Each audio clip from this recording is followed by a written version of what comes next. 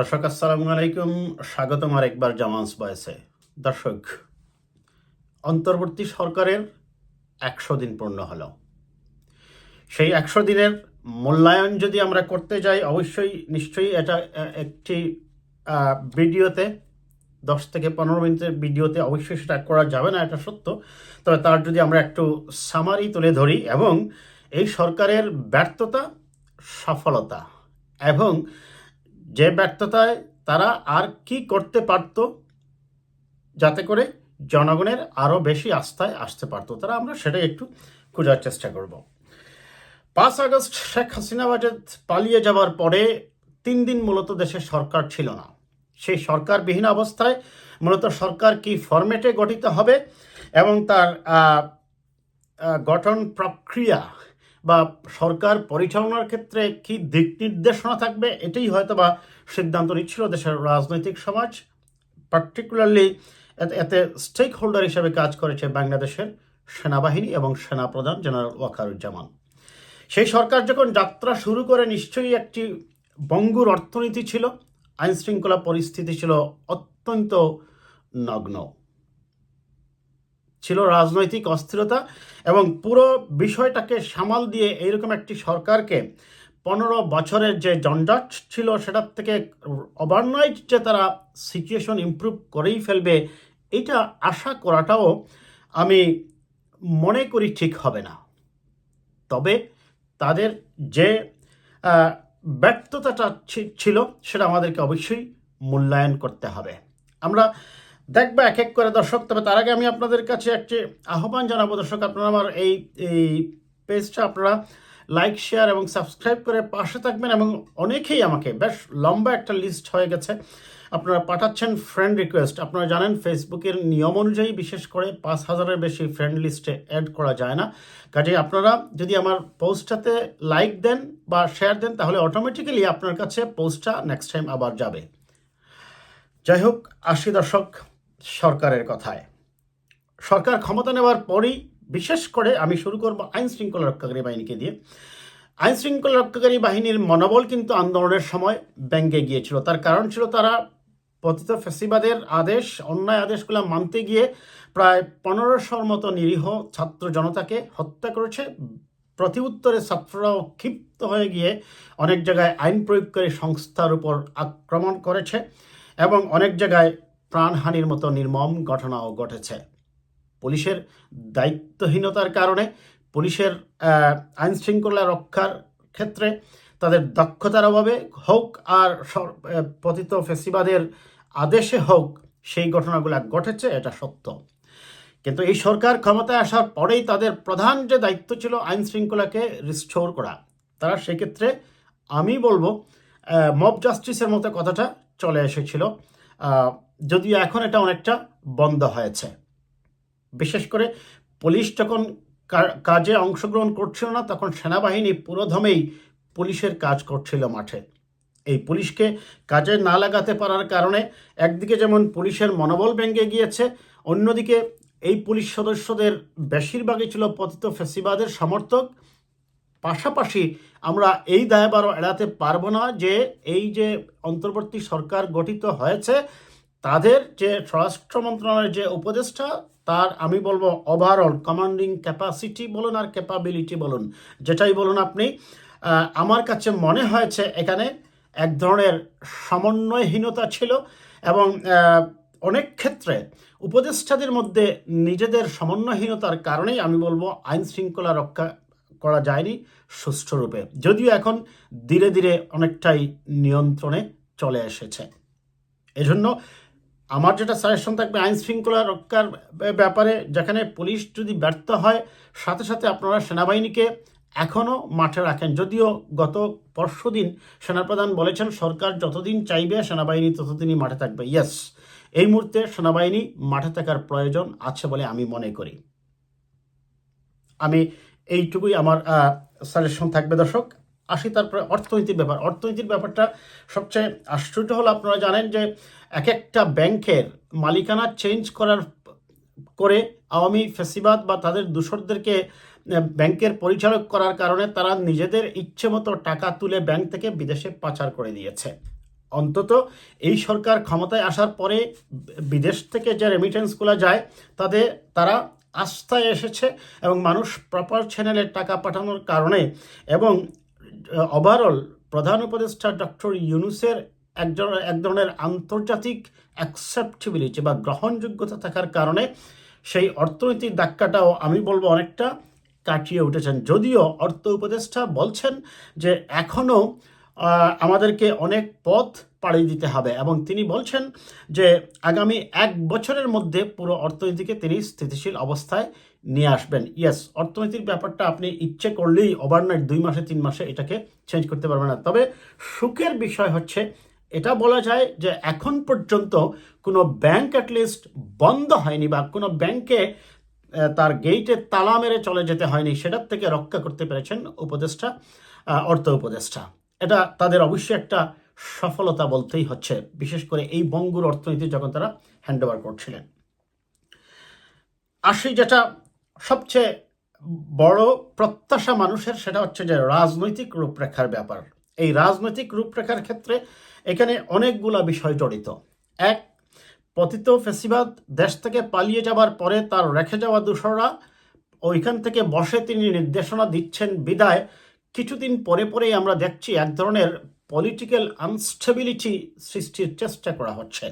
কখনো বা আনসার নামে তারা আসছেন, কখনো পল্লী বিদ্যুতের দাবি নিয়ে, কখনো শিক্ষকদের জাতীয়করণের নাম নিয়ে, কখনো গার্মেন্টসের অসন্তোষের কথা বিবেচনায়, আবার কখনো বা তারা ছাত্রদের দাবি নিয়ে, কখনো বা কলেজের স্বীকৃতি নিয়ে, পরীক্ষায় ওঠোপাসের দাবিগুলো নিয়ে তারা আসছেন। কিন্তু এই ক্ষেত্রে অন্তর্বর্তীকালীন সরকার, আমি যেটা মনে করি যে তারা অত্যন্ত দক্ষতার পরিচয় দিয়েছে এবং এইরকম একটি টালমাটাল সিচুয়েশনে এই যে আমি যেগুলা বললাম দর্শক এখন একটু আগেই, এই সবগুলাকে তারা যে মোকাবেলা করতে পেরেছেন কোনো বড় ধরনের কোনো সহিংসতা সংঘাত ছাড়া, এটা নিঃসন্দেহে এই অন্তর্বর্তী সরকারের উপদেষ্টাদের ঐকান্তিক চেষ্টা এবং দেশের ছাত্র সমাজ, বৈষম্য বিরোধী ছাত্র সমাজ এবং পার্টিকুলারলি দেশের রাজনীতির বৃহত্তম স্টেক হোল্ডার বিএনপি এবং জামায়াতে ইসলামীর সহ আরও রাজনৈতিক দলগুলার ঐকান্তিক চেষ্টা এবং সহযোগিতার কারণে। তবে এইখানে আমার একটু কনসার্ন আছে দর্শক। আপনারা জানেন নির্বাচন নিয়ে আমি আগেই বলছি দর্শক, অনেকগুলো বিষয় আছে যে মেইন যে কনসার্নগুলো আমি এগুলো নিয়ে আলোচনা করব। নির্বাচন নিয়ে দেশের প্রধান আন্দোলনকামী 2 দল, আমি বলবো প্রধান দল বললে আবার ভুল হবে, প্রধান তো অবশ্যই বিএনপি বা আওয়ামী লীগ হবে এখনও আমি মনে করি। আন্দোলনকামী দলগুলোর মধ্যে বৃহৎ এবং যাদেরকে মনে করা হয় যে নির্বাচন নিরপেক্ষ হলে তারা একটা ল্যান্ডস্লাইড ভিক্টরি পাবে, সেই বিএনপি এবং পাশাপাশি জামাত ইসলামী সহ আরও সকল রাজনৈতিক দলগুলোর মধ্যে নির্বাচন অনুষ্ঠানের সময়সীমা নিয়ে এক ধরনের মতদ্বৈততা বলা যায় শুরু হয়েছে। সেই ক্ষেত্রে বিএনপি তার শুরুর থেকেই তার দৃঢ় অবস্থানে রয়েছে এবং বিএনপি সুস্পষ্টতই বলছে যে একটি যৌক্তিক সময়ের মধ্যে সংস্কার করে নির্বাচন দিতে হবে। সেই যৌক্তিক সময়টা বিএনপির পক্ষ থেকে কখনো পরিষ্কার করা হয়নি, তবে বিএনপি সেই যৌক্তিক সময়ে প্লাস মাইনাসের বিষয়টা আমার কাছে যেটা মনে হয়েছে মেনে নিয়েই তারা বলছে যে এই যৌক্তিক সময়টার যে কতটুকু সময় হতে পারে সেটি অন্তর্বর্তী সরকারের পক্ষ থেকে, উপদেষ্টাদের পক্ষ থেকে, পার্টিকুলারলি ডক্টর ইউনূস জাতির উদ্দেশ্যে ভাষণে বলেন বা সাংবাদিক সম্মেলনে বলেন, তিনি যদি বিষয়টা ক্লিয়ার করেন তাহলেই এই অস্থিরতাটা আর থাকবে না। বিএনপি সেটাই বলার চেষ্টা করছে যে একটি যৌক্তিক সময়ের ভিতরে আপনারা রিফর্ম করেন এবং নির্বাচন দিন। এই ক্ষেত্রে জামায়াতে ইসলামী অনেকটা অস্পষ্ট অবস্থানে রয়েছে এবং জামায়াতে ইসলামীর অবস্থাটা অনেকটা দাঁড়িয়েছে যে তারা ক্ষণে ক্ষণে, আমার কাছে যেটা মনে হয়েছে, তারা তাদের অবস্থান পরিবর্তন করছে এবং তারা অস্থিরতায় রয়েছে, তারা আসলে স্থির কোনো সিদ্ধান্তে আসতে পারছে না। বিএনপি যেমন সুস্পষ্টতই বলছে as early as possible you should conduct a parliament election. জামায়াতে ইসলামী প্রথমে বলছে, তারা সরাসরি বলেনি। এই ব্যাপারে একটা কথা বলি দর্শক, একজন ইউটিউবার, খুব সম্ভবত আমার যদি বলনা হয়, তাসনিম খলিল বলছিলেন যে আপনারা সরাসরি বলে দেন যে বিএনপিকে আমরা ক্ষমতায় আসতে দিব না, এত ঘুরিয়ে পেঁচিয়ে না বলে। সেটা তিনি কেন বলছেন সেটা তিনি ব্যাখ্যা করবেন দর্শক, আমি তার রেফারেন্সটা দিলাম। আহ, যাই হোক, জামাত ইসলামী প্রথম দিকে আপনারা জানেন বেশ তাদের ভূমিকা এবং তাদের কার্যক্রমটা ছিল একটু রহস্যজনক। জামায়াতের আমির বললেন যে আমরা এক ফেসিবাদকে সরিয়ে অন্য ফেসিবাদকে আনতে চাই না। তিনি এই ফেসিবাদ বলতে কাকে বুঝিয়েছেন সেটা তার কাছ থেকেই পরিষ্কার করা উচিত বলে আমি অন্ততপক্ষে মনে করি। তারপরে তারা কিছুদিন পরে, যখন আপনারা জানেন যে এই সরকার ছাত্রলীগকে নিষিদ্ধ ঘোষণা করলো, সেই নিষিদ্ধ ঘোষণার ব্যাপারে জামায়াতে ইসলামী তারা কিন্তু বেশ রহস্যজনক ভূমিকা পালন করে এবং তারা নিষিদ্ধের পক্ষেই ছিল বলা যায়। অন্যদিকে প্রধান রাজনৈতিক স্টেক হোল্ডার বিএনপির কথা হচ্ছে, আমরা জন্মলগ্ন থেকে এই মাল্টিপার্টি ডেমোক্রেসিতে বিশ্বাস করি, বহুমত বহু পথ থেকে ভালোটা গ্রহণ করার নীতিতে আমরা বিশ্বাস করি। কারো রাজনীতি বন্ধ করা বা খুলে দেওয়া এই সকল নীতিতে বিএনপি বিশ্বাস করে না। এবং বিএনপি এটাও অনেক ক্ষেত্রে স্মরণ করিয়ে দিল অনেক নেতা বিভিন্ন আলোচনায় যে জামায়াতে ইসলামী 3বার নিষিদ্ধ হয়েছিল, আওয়ামী লীগও নিষিদ্ধ হয়েছে 75-এর 25 জানুয়ারি বাকশাল গঠনের মধ্য দিয়ে, কিন্তু নিষিদ্ধ ঘোষণা আসলে কোনো স্থায়ী সলিউশন নয়। নিষিদ্ধ ঘোষণার প্রসঙ্গটা যে কারণে আসছে, যে উপকরণগুলোর কারণে আসছে, সেই কারণগুলা যদি সমাজে আমরা রোধ করতে পারি, তাহলে তো অটোমেটিক্যালি সন্ত্রাসী বলুন, জঙ্গি বলুন, দুর্নীতিবাজ বলুন, কালোবাজারি বলুন, তারা বন্ধ হয়ে যাবে। কাজেই আইন করে কাউকে বন্ধ না করে তার অপকর্মকে বিচারের আওতায় আনা এবং ছাত্রলীগ, যুবলীগ, আওয়ামী লীগের প্রত্যেকটি অপরাধীকে বিচারের কাঠগড়ায় দাঁড়ানোর পক্ষেই ছিল বিএনপি, এখনও আছে। এবং বিএনপির এটাই নীতিগত সিদ্ধান্ত, তাদের দলীয় অবস্থান, সেটা হচ্ছে বহুদলীয় গণতন্ত্রে তারা বিশ্বাস করে।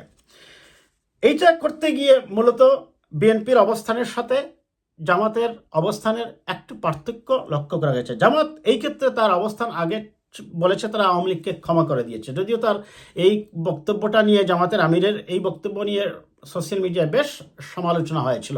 বলা হয়েছিল যে আপনি ক্ষমা করে দেওয়ার কে। এখন তিনি অতি সম্প্রতি তিনি ইংল্যান্ডে ভিজিটে আছেন। তিনি এখন গতকালকে একটি অনুষ্ঠানে বলেছেন যে জামাতকে আর ফ্যাসিস্ট বলার দরকার নাই, বারবার এই কথা বলতে ভালো শোনায় না। তিনি এখন কেন বলছেন? মাঝখানে আবার তারা আওয়ামী লীগকে নিষিদ্ধ করা বা এই ধরনের বিষয়গুলোতে ইন্ধন দেওয়ার জন্য তাদের বিরুদ্ধে অভিযোগটা বেশি ছিল জামাতের, কিন্তু কেন হঠাৎ করে আবার তিনি বলছেন যে আওয়ামী লীগকে ফ্যাসিস্ট বলা ঠিক না? তার মানে হচ্ছে, মনেই হচ্ছে, বোঝাই যাচ্ছে যে জামাত তার নীতিগত অবস্থান থেকে বারবার কি করছে, জাম্প করছে। একবার বন্ধ করবে, একবার বন্ধ করবে না, একবার ফ্যাসিস্ট বলবে, একবার ফ্যাসিস্ট বলবে না, একবার তাদেরকে ক্ষমা করে দিচ্ছে, একবার বলছে আইনের আওতায় আনুন। এটা কেন করতেছে জামাত ইসলামী, সেটা আমার মনে হয় তাদের রাজনৈতিক এক ধরনের কি বলা যায়, অস্থিরতা, এবং তাদের হয়তোবা ভীতিও কাজ করতে পারে যে যদি কোনোভাবে আবার আওয়ামী লীগ ক্ষমতায় চলে আসে, সেখান থেকে হতে পারে, সেটা অবশ্য তারাই ভালো ব্যাখ্যা করবেন। তবে তাদের এই দোদুল্যমান অবস্থান কিন্তু মনে হচ্ছে রাজনীতির জন্য, আমি বলবো যে আর একটু পরিপক্ক হয়ে এই সকল বিষয়ে আমাদের প্রতিক্রিয়া দেখানোই উচিত বলে আমি অন্ততপক্ষে মনে করি। সর্বশেষ যে কথাটা আসবো, এই অন্তর্বর্তী সরকার তারা উপদেষ্টা নিয়োগের ক্ষেত্রে আমরা দেখছি অনেক ক্ষেত্রে বিচক্ষণতার পরিচয় দিতে পারছেন না। যে কিছু উপদেষ্টাকে তারা নিয়োগ করেছেন, পার্টিকুলারলি যদি মুস্তফা সরোয়ার ফারুকী, যাকে নিয়ে কথা হচ্ছে, বা আরেকজন শেখ বশিরউদ্দিন, এদেরকে নিয়ে কথা হচ্ছে যে এরা আন্দোলনের স্পিরিটের সাথে তারা ঐক্যমত্য ছিলেন না, বিদায় তাদেরকে উপদেষ্টা হিসাবে নিয়োগ দেওয়া হন। যাই হোক দর্শক, আমার ভিডিওটা অনেক লম্বা হয়ে যাবে, আমি এত আলোচনায় না গিয়ে আমি যদি বটম লাইন টানি, সেটা হচ্ছে এই সরকার যদি নিজেকে প্রশ্ন করে যে what is there main function, to perform A free, fair and credible election, and at the same time to make some reform আমাদের কনস্টিটিউশনে, রাজনীতিতে, রাষ্ট্রীয় ক্ষমতার ভারসাম্যে, অর্থনীতিতে, বিচারালয়ে, এটাই হচ্ছে তাদের মূল কাজ। কাজেই তারা যেন তাদের টার্গেট ফিক্সড রেখে, 100 দিন পরে আমি বলবো সরকারের মূল্যায়ন হওয়া উচিত এইটা, যে তারা যেন তাদের টার্গেট ফিক্সড রেখে, একটা নির্দিষ্ট ডেটকে তারা সামনে রেখে, এই টার্গেট ফিক্সড রেখে তারা যেন নির্বাচনী প্রস্তুতিগুলা গ্রহণ করেন, পাশাপাশি সংস্কারের কাজগুলা তারা যেন সমানতালে চালিয়ে যান। এবং মনে রাখবেন, এই সংস্কার করার ক্ষেত্রে আপনাদের সবচেয়ে বেশি যেটা প্রয়োজন, রাজনৈতিক দলগুলোকে আস্থায় আনতে হবে, রাজনৈতিক দলগুলোকে সম্পৃক্ত করতে হবে, এবং এই রাজনৈতিক দল পার্টিকুলারলি যদি বিএনপি এবং জামায়াতকে সম্পৃক্ত না করে আপনারা এই ধরনের কোনো প্রস্তাব দিয়ে যান, তাহলে সেটা হয়তোবা হবে কি সময়ের বিবর্তনে আবার সেই সংস্কার পরিবর্তন পরিমার্জন ইত্যাদি ইত্যাদি হবে।